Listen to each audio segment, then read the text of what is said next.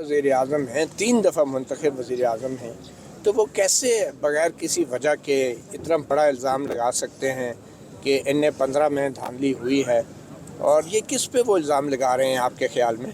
मैं साबिक़ वज़ीर आज़म साहब, हालांकि इल्ज़ामात उनकी तरफ से हैं क्योंकि वो कैंडिडेट हैं, लेकिन मैं ये कहूँगा कि उन्हें फीडबैक ठीक नहीं मिला, उनको अंधेरे में रखा गया और उनके दामाद ने, रिश्तेदारों ने उनसे भरपूर फ़ायदा उठाया इलेक्शन में और उन्हें गलत पिक्चर दिखाई कि शायद हज़ारे में, मानसरा में, KPK में कोई ऐसा पैदा नहीं हुआ जो मुकाबला ना कर सके।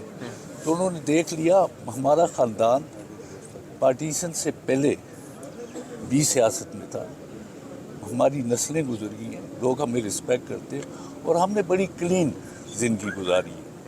अल्लाह के फजल करम से कोई हम पे दाग नहीं है। और साबिक़ वज़ीर आज़म साहब हमारे साथ 1985 में सूबाई असम्बली पंजाब के रुकन बने।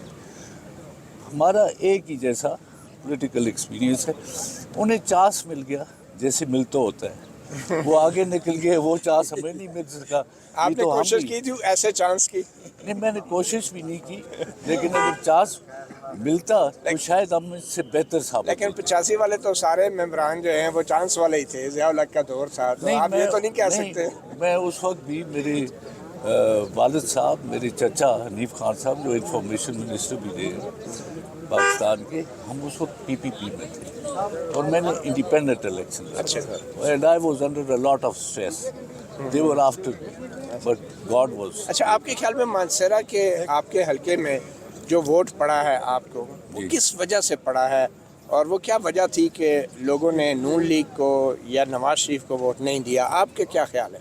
देखिए जी, इमरान खान की जो इमरान खान को अगर देखा जाए, जितना इन्होंने उसे रोकने की कोशिश की, अल्लाह ने उस पर इतना फजल किया, वो हुकूमत में नहीं जेल में है, लेकिन उसकी जो इज़्ज़त है लोगों के दिल में बस ही इज़ मतलब मैं वहाँ पे पुराना सियासी हूँ, मुझे अगर उनकी हेल्प ना होती तो मैं ये सीट नहीं निकाल सकता था। मैं PTI के कारकुनों का बहुत शुक्रगुजार हूँ, they were very sincere to their leader and they supported all their candidates. अब देखिए, जिस NA से मैं लड़ा हूँ,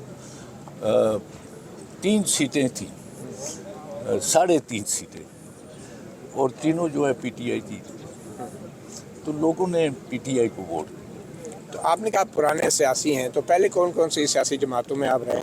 अब मैं कोई इतनी ख़ास जमातों में जितने इलेक्शन लड़े हैं इंडिपेंडेंट लड़े जी।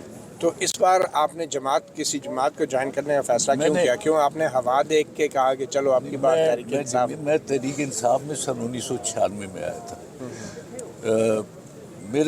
फिर मैं इंडिपेंडेंट इलेक्शन लड़ा, वो सुबाई लड़ते रहे। Then I was leader of the opposition, joint opposition in KPK। तो उसके बाद मैं फिर किसी पार्टी में नहीं गया।